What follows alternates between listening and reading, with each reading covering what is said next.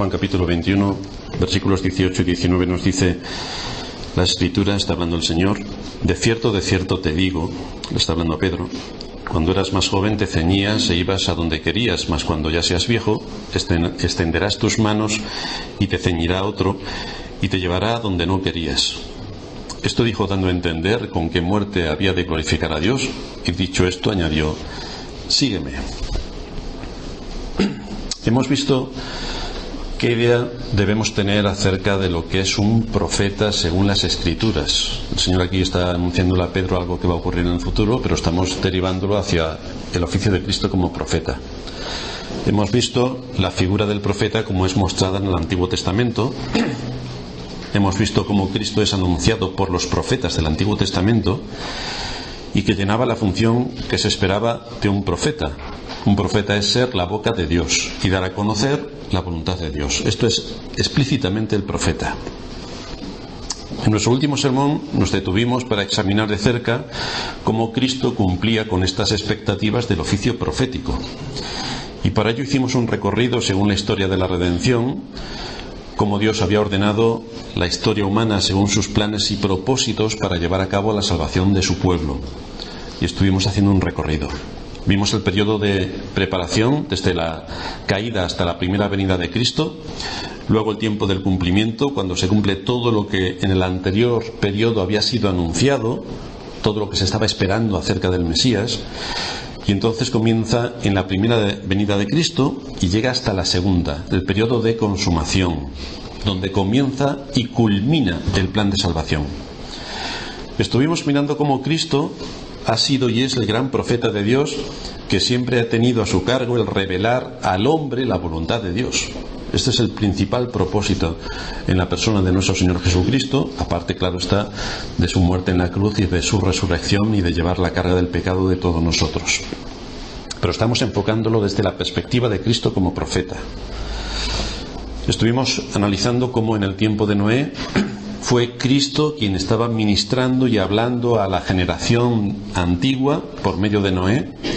Luego vimos cómo hablaron los distintos profetas. El apóstol Pedro en su primera carta nos dice cómo los profetas estaban inquiriendo acerca de la persona de Cristo, estaban investigando, estaban profundizando para ver qué es lo que decían las Escrituras de él.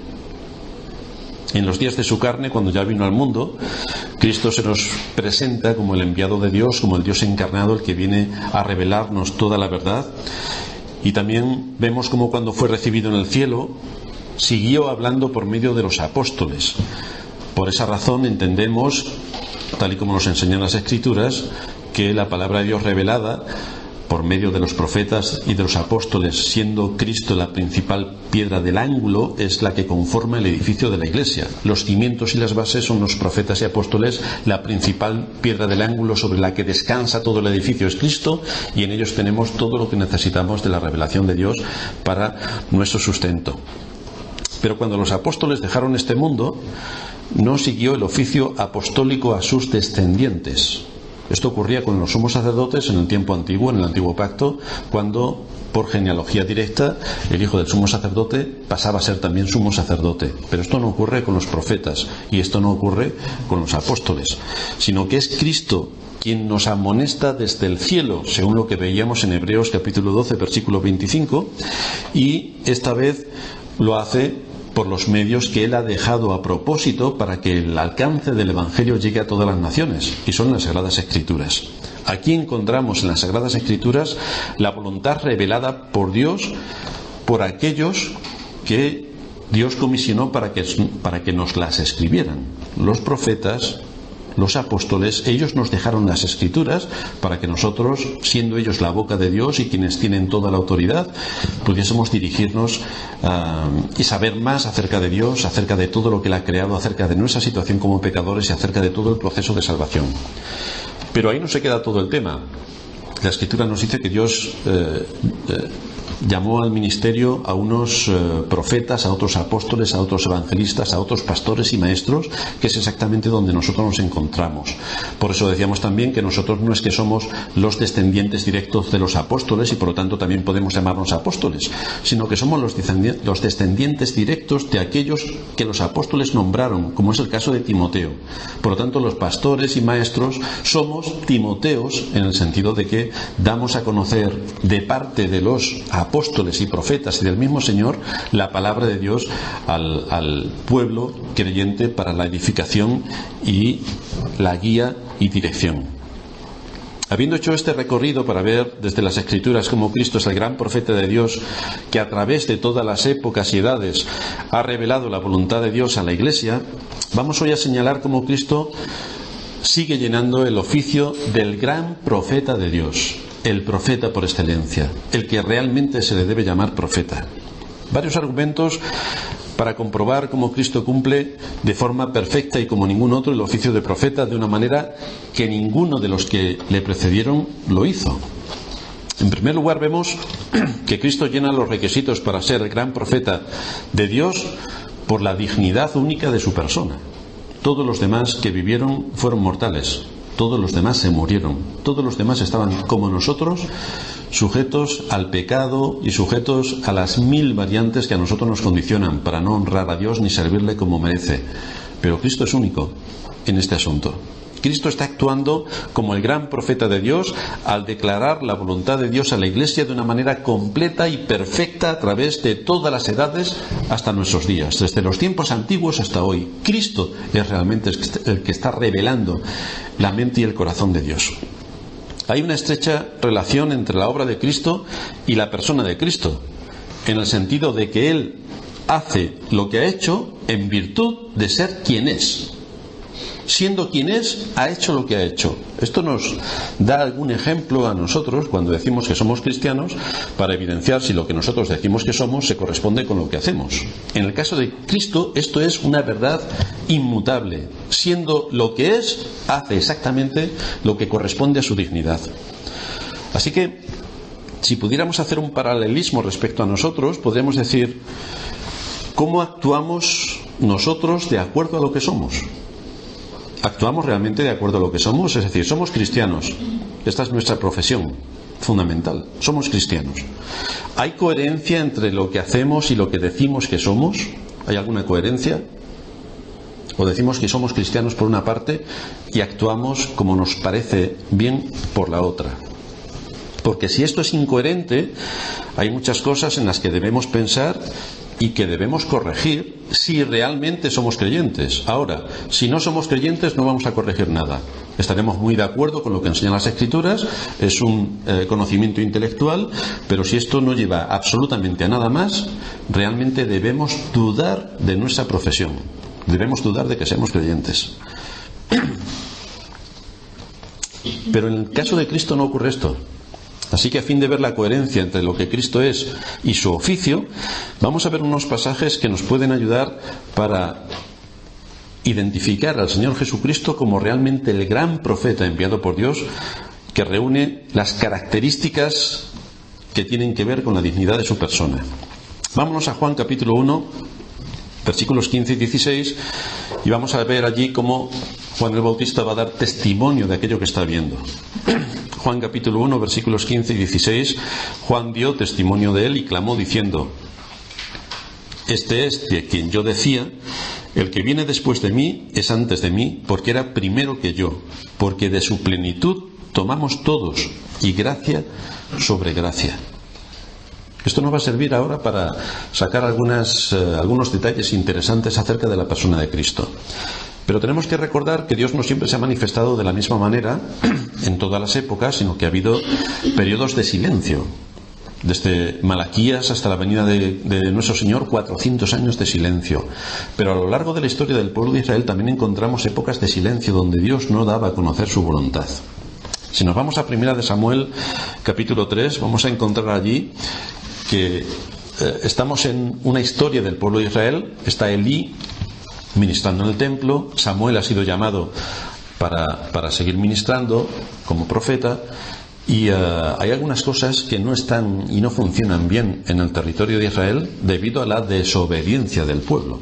Así tienen multitud de incursiones filisteas, multitud de problemas, y desde luego el nombre de Dios no está en su lugar.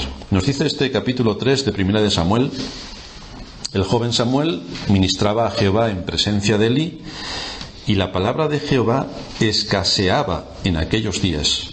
No había visión con frecuencia. Dios no estaba dando a conocer su voluntad, no estaba revelando su palabra, no estaba diciendo gran cosa para los habitantes de aquella época. Dios no se acercaba con la frecuencia que se requería por medio de alguno de sus profetas, que diese a conocer su voluntad con exactitud. No parece, por otra parte, que había una buena comunión con Dios. Solamente si recordamos cómo era Elí y la forma en la que había educado a sus hijos y qué es lo que pasaba en el pueblo de Israel, podemos encontrar que cada uno hacía lo que bien le parecía. Es decir, no había ley y cada uno hacía lo que se le ocurría y de acuerdo a sus intereses y propósitos, y gobernado evidentemente por su corazón malvado, que es lo que a fin de cuentas cada hombre quiere que reine. Solo cuando Samuel creció y su vida fue recta delante de Dios, es cuando Dios comenzó a manifestarse otra vez en el lugar de su presencia. Vámonos al versículo 19 de este capítulo 3 de Primera de Samuel. Y el Señor lo hizo por medio de su palabra a través de un hombre que era riguroso con la voz de Dios. Nos dice la Escritura, Primera de Samuel 3, 19: Samuel creció y Jehová estaba con él y no dejó caer a tierra ninguna de sus palabras. Y todo Israel, desde Dan hasta Beerseba, conoció que Samuel era fiel profeta de Jehová. Y Jehová volvió a aparecer en Silo, porque Jehová se manifestó a Samuel en Silo por la palabra de Jehová. Esto nos muestra claramente que cuando hay un hombre fiel a Dios, Dios le bendice, Dios le da a conocer su palabra y Dios le dice cómo tiene que actuar en medio de la sociedad donde le ha puesto. Esto nos habla claramente de cómo debemos dirigir nuestros pasos con certeza, porque tendremos la absoluta seguridad de que Dios nos bendecirá. Una comunión estrecha con Dios hace que andemos por caminos seguros. Esto no nos va a quitar los 1000 enemigos que vamos a tener, esto no nos lo va a quitar, pero sí que nos va a dar la fuerza y el consuelo que vamos a necesitar para cada una de nuestras batallas. Volvemos al pasaje del Evangelio de Juan, el que leíamos antes. Y allí encontramos que Juan el Bautista estaba hablando en el desierto y estaba mencionando la dignidad superior del Señor sobre el resto. Y les dice que era superior a él mismo, porque aunque Cristo apareció públicamente después que Juan el Bautista, aunque nació también un poco después que Juan el Bautista, él lo está identificando como aquel que era antes que yo. Antes que yo. Fijaos que si vamos a derechos de antigüedad, diríamos que Juan era realmente el que había llegado antes a este mundo y el que llevaba un ministerio anterior al del Señor Jesucristo. Pero aquí Juan identifica rápidamente que los derechos de antigüedad no le pertenecen a él, sino a Cristo. Su gloria está por encima de la de Juan. Por eso está diciendo Juan que él es antes que yo. Pero no solamente superior a Juan, sino que añade que es también superior a Moisés. Vámonos al versículo 17 de este capítulo 1 de Juan. Y allí se nos dice que la ley por medio de Moisés fue dada, pero la gracia y la verdad vinieron por medio de Jesucristo. Esto declara una cuestión que debió impactar a la mente de los judíos, porque para los judíos lo máximo en cuanto a profetas era Moisés. Era quien les había dado la ley, era quien les había conformado como país. No solamente les dio la ley moral, sino que también redactó todo lo que tiene que ver con la ley ceremonial y la ley civil. Por lo tanto, para ellos Moisés era intocable. Pero a pesar de esto, aquí la Escritura está reconociendo que había alguien que era muy superior a la dignidad y reputación que Moisés tenía entre los hombres, y que recae sobre la persona de Cristo. Incluso superior a Abraham, que era el padre de la nación israelita. Pero Moisés era el fundador de la teocracia, aquel con quien el Señor se encontró cara a cara en el monte Sinaí, aquel a quien se le dieron las tablas de la ley, a través de quien se le reveló mucho de lo que tenía que ver con el ser de Dios para guiar a su pueblo. Moisés escribió los 5 primeros libros de las Escrituras, lo que conocemos como el Pentateuco, y por tanto Moisés ocupaba un lugar especial entre Israel porque pudo estar con Dios cara a cara, de manera que entre los profetas, los israelitas consideraban a Moisés lo máximo en cuanto a la autoridad que él ostentaba. Pero ahora se afirma que este Jesús tiene mayor dignidad que Moisés. Aunque Moisés fue el profeta por quien Dios dio la ley al pueblo de Israel, la civil, la ceremonial y la moral, como estamos diciendo, y la moral para todo el mundo, sin embargo es por Jesucristo por quien nos ha dado la gracia y la verdad. Es decir, tenemos un profeta con una muchísima mayor revelación de Dios y que tiene como propósito salvar a pecadores. Ese es el propósito de la redención. Ese es el propósito de que Dios se encarnase, de que se humanase, de que viniese a vivir entre nosotros para cumplir todas las demandas de Dios que se establecían en la ley y de esta manera ganar nuestra entrada en el reino de los cielos. La ley, como todos sabéis, es para llevarnos a la convicción de pecado. Es para llevarnos a la convicción de pecado, porque si yo no sé que hay ley, nadie me puede acusar que estoy violando la ley, por lo tanto soy digno merecedor de la cárcel o de la condenación. Pero la ley vino para manifestar exactamente qué es lo que había en el corazón de todo hombre.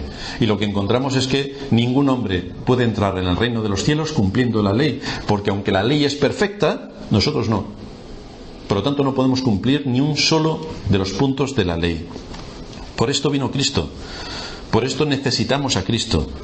Por eso nuestro Señor Jesucristo se revela como profeta, como sacerdote y como rey. Por eso encontramos en Cristo como Dios nos muestra su gracia y su verdad. Por lo tanto, supera la revelación que nos había sido dada por medio de Moisés. Porque en Cristo encontramos no la ley de Moisés, que no podemos cumplir, sino la gracia y la misericordia de Dios, para que por medio de Cristo podamos entrar en el reino de los cielos. Esta afirmación de que Jesús era más grande y más digno que Moisés, como decía antes, desconcertó a los judíos, porque ¿quién podría ser como Moisés? ¿Quién podría ser como Moisés? Claro que cuando Moisés vivía lo querían matar, pero ahora que ya se había muerto, Moisés era un hombre grande. Esto ocurre normalmente entre aquellos que se mueren. Es por esto que el versículo 18 de nuestro texto también, de Juan 1:18, sigue diciendo: a Dios nadie le vio jamás. El unigénito Hijo que está en el seno del Padre, Él le ha dado a conocer. Y aquí encontramos una aparente incoherencia que nuestros enemigos rápidamente toman para decir: pero si a Dios nadie le vio jamás, ¿cómo es posible que la Escritura dice también que Moisés estuvo con Dios cara a cara? ¿Quién lleva la razón? ¿Lo que dice Juan, lo que dice Moisés, o es que todo es una mentira? Es cierto que Moisés habló con Dios cara a cara, pero es cierto también que nadie puede ver a Dios Padre. La Escritura es bastante amplia en decirnos, por ejemplo el apóstol Pablo cuando le escribe a Timoteo, que Dios habita en luz inaccesible, a quien ninguno de los hombres vio ni puede ver jamás. Ahora tenemos una revelación de Dios que se muestra a los hombres y que está en la persona de nuestro Señor Jesucristo. Él es la revelación de Dios. Él es lo que Dios da de sí mismo para darnos a conocer el misterio de su voluntad. Él es el Dios revelado. Por lo tanto, muchos comentaristas dicen que realmente lo que Moisés estaba viendo en el Sinaí era a la segunda persona de la Trinidad, el Dios que más tarde se encarnaría en la persona de Cristo como la conocemos en la carne y que llevaría a cabo el plan de la redención. El caso que encontramos en las Escrituras, y que es bastante conflictivo en algunos ámbitos, es que muchos quieren analizar el ser de Dios como si se tratase de analizar una roca, un planeta, un ser vivo. Pero Dios no puede ser expuesto al estudio y a la investigación del ser humano para llegar a comprenderle y para llegar a conocerle de una manera experimental. Es decir, nosotros no podemos coger distintas materias de algo para crear podemos coger distintas materias de algo para crear un teléfono, para crear un vehículo, para crear una mesa, para crear 1000 cosas. Pero esto es algo que nosotros tenemos al alcance de nuestra experiencia. Pero en el caso de Dios no está al alcance de nuestra experiencia. Es algo que va más allá de nuestra experiencia. No sabemos exactamente cuál es la dimensión de lo que estamos hablando. Porque lo que conocemos de Él, y tenemos el vastísimo universo para conocerle, y tenemos la creación en la tierra para conocerle, es un susurro de lo que es Él. Por lo tanto, ¿quién conoce el ser de Dios? ¿Quién conoce su profundidad? Si cuando empezamos a estudiar las galaxias y el universo en el que vivimos, solamente lo que alcanzan a ver los telescopios que hemos inventado los seres humanos, ya la mente se nos nubla de la inmensidad del universo finito que nos rodea, cuanto más el infinito que está detrás. Por lo tanto, Dios no puede ser expuesto al estudio y a la investigación para llegar a comprenderle y para llegar a conocerle de forma experimental. Esto ocurre con las personas, ocurre con las cosas. Nuestra mente tiene la capacidad para poder descubrir poco a poco lo que a primera vista está oculto. Y por eso el hombre, de lo que está oculto, ha descubierto el hierro, ha descubierto el bronce y ha hecho multitud de descubrimientos que, aplicados a todas las áreas de la vida, nos hacen vivir de forma confortable. Pero esto no ocurre con Dios. Él es completamente distinto. Él no está al alcance de nuestra mente como los demás elementos de la creación, donde lo único que tenemos que hacer es descubrir la naturaleza de las cosas que nos rodean, de las cosas que han sido creadas, y por lo tanto los clasificamos de acuerdo a la naturaleza de las cosas. Diferenciamos entre seres vivos y seres no vivos. Dentro de los seres vivos diferenciamos entre el ser humano, los animales y las plantas. Dentro de los seres humanos los clasificamos por razas, después lo clasificamos por nacionalidades, después por edades y después por 1000 cosas más. Lo vamos clasificando. Pero esto no ocurre con Dios. Los filósofos han traído muchísimo material que ellos han pensado acerca de Dios. Pero cuanto más lee uno a los filósofos, más se da cuenta de que son unos auténticos ignorantes, porque solamente están trayendo lo que ellos se imaginan. Pero claro, lo que yo me imagino y la realidad no se parecen nada. Ellos nunca han llegado a descubrir cómo es el Dios vivo y verdadero, ni han llegado a descubrir cuáles son sus propósitos, sino que han llegado a sus propias conclusiones, como seres humanos, finitos y de acuerdo a su mente imaginativa y creativa. A lo más que pueden llegar es a imaginarse a un Dios de acuerdo a sus propios pensamientos, a sus propias inclinaciones o intereses, que es lo que tristemente la mayoría de las iglesias tienen, un Dios a su altura, pero no al Dios de los cielos. Por eso Pablo dice que en él habita luz inaccesible, a quien ninguno de los hombres ha visto ni puede ver jamás. Y por lo tanto solo se puede dar a conocer de él lo que él revela de sí mismo. No tenemos más información de lo que él quiere que nosotros conozcamos. Él no es objeto de nuestra investigación, no puede serlo, sino que solamente conocemos lo que él quiere que conozcamos. Las capacidades del hombre no pueden llegar hasta la profundidad de lo que es Dios. Es algo que lo supera por completo. El hombre no puede traspasar ni un paso en el conocimiento de Dios, a menos que Dios quiera darse a conocer. Dice el apóstol Pablo en 1 Corintios 2 que nadie conoce las cosas de Dios sino el Espíritu de Dios. ¿Y cómo encajamos aquí a Cristo? Él es el unigénito, dice la Escritura, que está en el seno del Padre. Nadie ha visto a Dios, pero Cristo está en el seno del Padre. Él es el único que nos ha dado a conocer al ser increíblemente todopoderoso que habita en luz inaccesible, que es Dios Padre. El hecho de que Cristo esté en el seno del Padre nos indica lo cercano y lo íntimo de la relación con Dios y el conocimiento que Cristo tiene de Dios Padre, el que habita en luz inaccesible. Cristo está con Dios Padre. Cristo es la segunda persona de la Trinidad. Esto le da una dignidad superior a la de Juan el Bautista, a la de Moisés y a la de todos los profetas. Él tiene toda la autoridad. Él es quien revela directamente a la persona de Dios.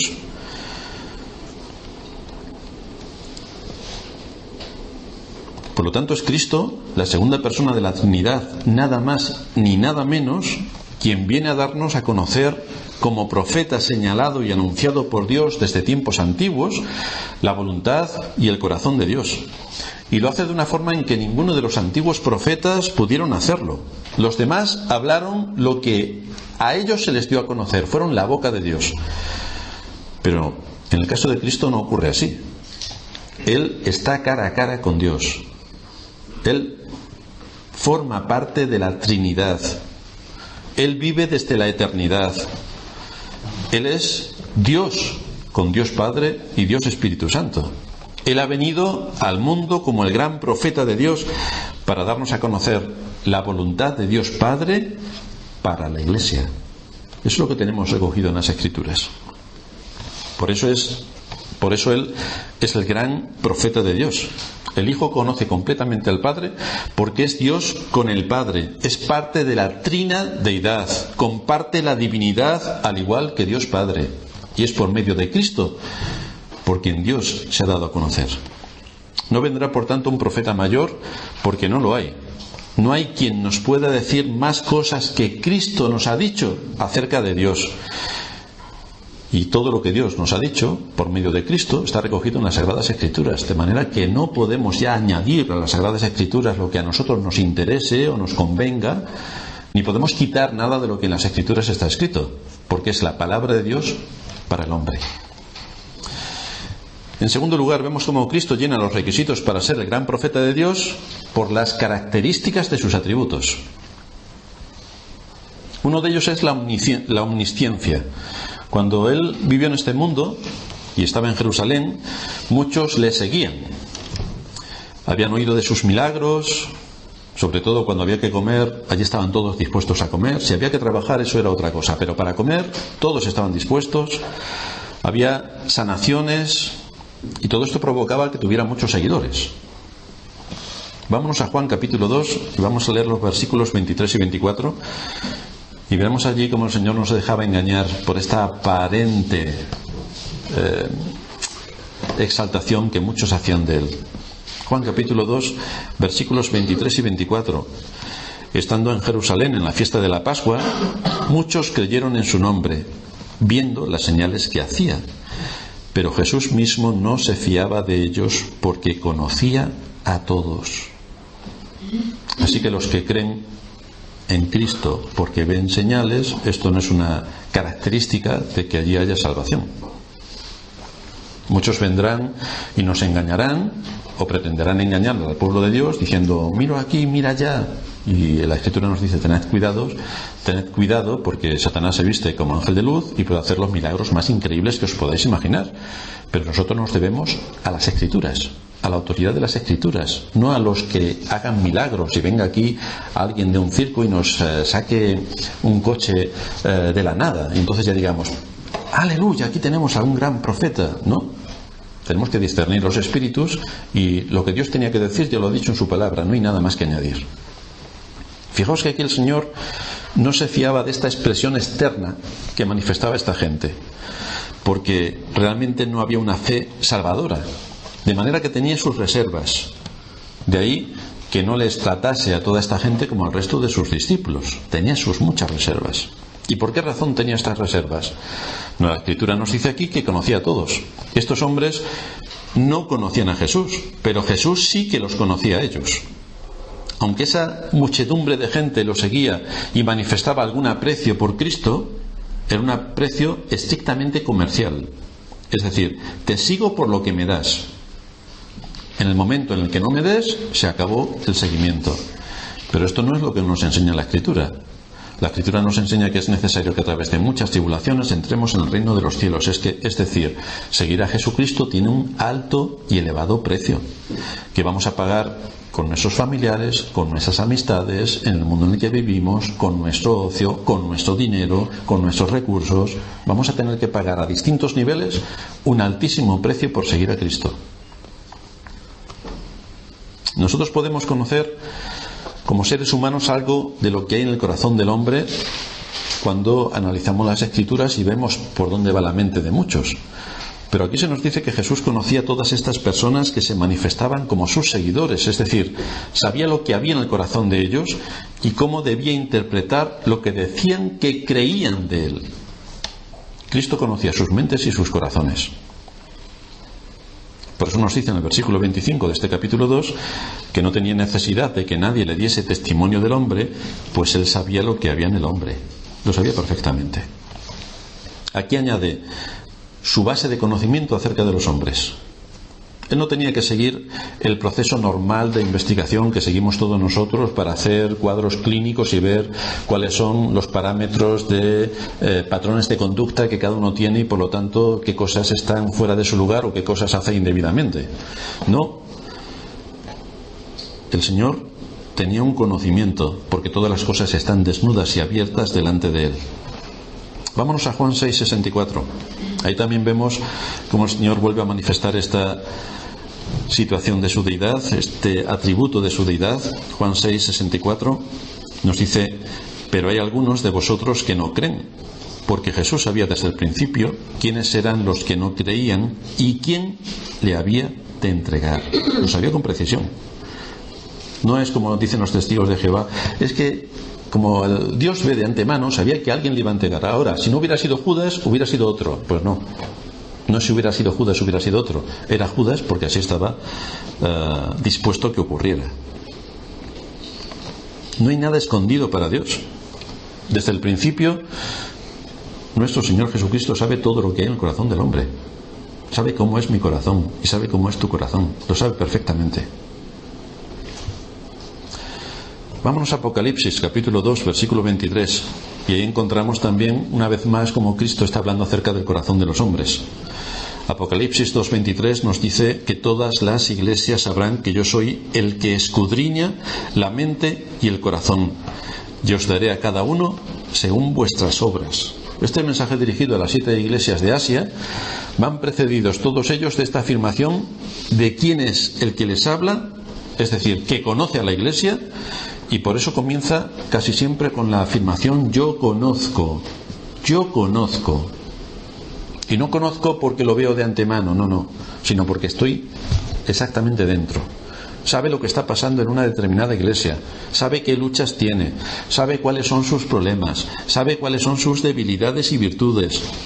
Todo esto lo conoce Cristo. Él es el gran profeta de Dios. Y no lo conoce porque alguien se lo cuenta, según su criterio. Cristo sabe lo que pasa en cada iglesia y Cristo sabe lo que pasa en cada corazón. Lo sabe perfectamente. De manera que Cristo es el gran profeta que Dios ha dado a la iglesia para que hable en ella el consejo de Dios, para que sea la boca de Dios y para que trate a la iglesia y a cada uno de los hombres de una manera determinada. Por eso Cristo sabía lo que estaba ocurriendo en la iglesia de Éfeso y sabía lo que estaba pensando la iglesia de Esmirna y sabía en qué situación se encontraba la iglesia de Pérgamo y sabe perfectamente cómo nos encontramos nosotros. Lo sabe perfectamente. Y por eso se presenta y se dirige a cada una de las iglesias con un mensaje particular, un mensaje enfocado precisamente a la situación real de la iglesia en la que se encuentra. Por eso una de las responsabilidades que tienen los pastores y los predicadores y los maestros de la iglesia es no solamente coger el texto de las Escrituras y decir qué es lo que el texto enseña, sino qué es lo que el texto enseña para nosotros. Porque si solamente empezamos a analizar cómo fueron los israelitas y cómo en los tiempos de Elí se olvidaron de toda la ley de Dios y cómo vivieron como les daba la gana, nos iremos todos tan contentos pensando que malos eran aquellos israelitas del tiempo de Elí. Ahora, vamos a coger esa enseñanza y la vamos a aplicar a nosotros. ¿En qué situación nos encontramos nosotros? Nos encontramos alejados de Dios, igual que estaba Elí, que no enseñamos a nuestros hijos en el temor de Dios y por lo tanto tenemos bastantes posibilidades de que salgan como los hijos de Elí y que aquellos que nos rodean vivan como les da la gana porque no hay forma de enseñar la ley de Dios y por lo tanto cada uno vive como quiere. Cristo se dirige a cada uno de nosotros de forma particular. Lo hizo con muchos durante su ministerio terrenal, entre ellos a la mujer samaritana. Recordaréis cómo ella rápidamente le identifica como profeta y cómo encontró lo que estaba buscando, o más bien cómo fue encontrada. Y hoy se dirige a ti en este día santificado para volver a hablar a tu corazón. ¿Cuál es tu necesidad? ¿Cuáles son tus frustraciones? ¿Cuál es tu dolor? ¿Estás en una situación de desasosiego? ¿Estás sin saber cuál es el rumbo que debes tomar? ¿Estás completamente perdido? Quizá el problema fundamental es que tienes en poco a Cristo. Quizá el problema sea que tienes en poco a Cristo. en que aquel que nos ha sido dado para que nos hable desde el cielo y en quien poder encontrar lo que necesitamos para poder vivir en este mundo justa, sobria y piadosamente, no está siendo escuchado por ti. Y por tanto tu vida es como un barco a la deriva. ¿Hacia dónde vamos? Pues a ver qué ocurre hoy. Si no has mortificado tus pecados, eso te va a llevar a estar en un continuo conflicto, porque no estás actuando de acuerdo a la fe, sino de acuerdo a tu corazón. No mortificas tus pecados, eso tiene consecuencias. ¿Tienes en poco a Cristo? Eso tiene consecuencias. Cristo conoce como ningún profeta la voluntad de Dios el Padre. Conoce a las iglesias y conoce a las personas en su estado más profundo. Conoce nuestro corazón, no hay nada que se quede cubierto delante de Él. Conoce las intenciones, los propósitos, lo que hay dentro del corazón. Y esto no es una mera información teórica y una manera de alimentar el conocimiento, ¿no? Cuando nosotros nos exponemos delante de todo lo que Cristo es para su pueblo, para cada uno de nosotros, Cristo como el cabeza de la Iglesia, todo esto tiene grandes implicaciones, tanto a nivel individual, a cada uno de nosotros, como a nivel de Iglesia, a nivel del conjunto del cuerpo de Cristo. Todo esto tiene varias e importantes implicaciones. Por un lado dijimos el pasado sermón que Cristo es quien ahora está hablando a la Iglesia desde el cielo. Hebreos 12:25, mirad que no desechéis al que habla, porque si no escaparon aquellos que desecharon al que los amonestaba desde la tierra, mucho menos nosotros si desechásemos al que amonesta desde los cielos. ¿Para qué nos habla ahora el gran profeta de Dios desde el cielo? ¿Para qué nos habla Cristo? Hoy habla desde los cielos a los hombres, por una parte para anunciar salvación a los pecadores y para manifestarles que creyendo en Él tendrán vida eterna. Pero también a aquellos que dicen que han creído en Cristo, les exhorta para que puedan manifestar por la obediencia su amor a Cristo. Porque si no hay obediencia, por mucho que tú digas que crees en Cristo, te estás engañando completamente. Si no mortificas tus pecados, por mucho que digas que crees en Cristo, te estás engañando. Este es el contenido del mensaje hoy para los hombres. Anunciar que a pesar de haber violado su ley, a pesar de ser merecedores de la condenación eterna por lo que merecen nuestros hechos, se nos anuncia el perdón de pecados, se nos anuncia la reconciliación para con Dios, se nos anuncia la vida eterna que Dios otorga gratuitamente a los que creen en Cristo. Pero lo hace cuando nos acercamos a Él con arrepentimiento y con fe. Así que tenemos que orar para que el Señor nos siga dando fe y arrepentimiento, porque son dones suyos, no son nuestros. Y aquel que pide, se le dará. Aquel que llama, se le abrirá. Y aquel que busca, encuentra.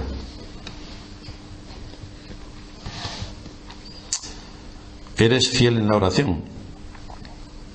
¿Eres fiel en la meditación? ¿Eres fiel en cuanto a tus relaciones fraternales? Porque en todo eso podemos evidenciar si realmente Cristo es nuestro Salvador o seguimos siendo nosotros mismos los que mantenemos el rumbo.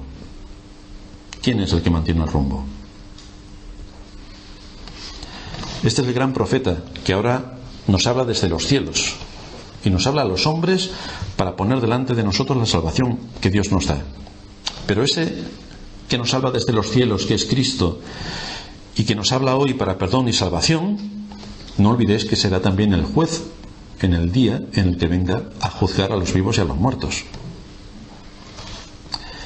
Debemos seguir pidiendo y suplicando a Cristo que nos envíe la palabra que necesitamos en medio de las situaciones que pudiéramos estar atravesando.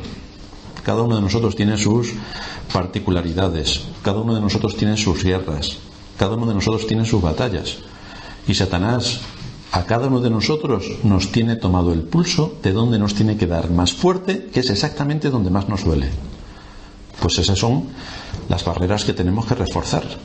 Esas son las murallas que tenemos que reconstruir.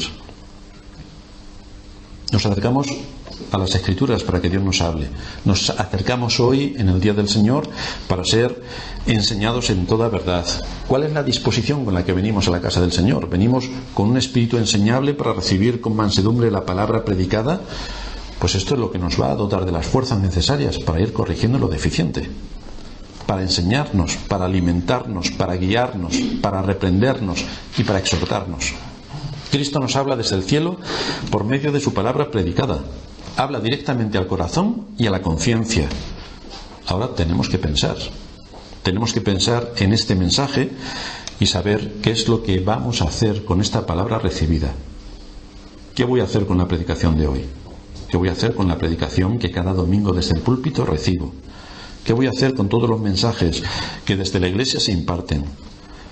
Porque también serás juzgado por el uso que vayas a darle a lo que escuchas. No solamente por lo que no haces, sino que habiendo tenido la exhortación, la enseñanza y el alimento, ¿qué es lo que haces con todas estas bendiciones que Dios te da? Vamos a terminar en oración.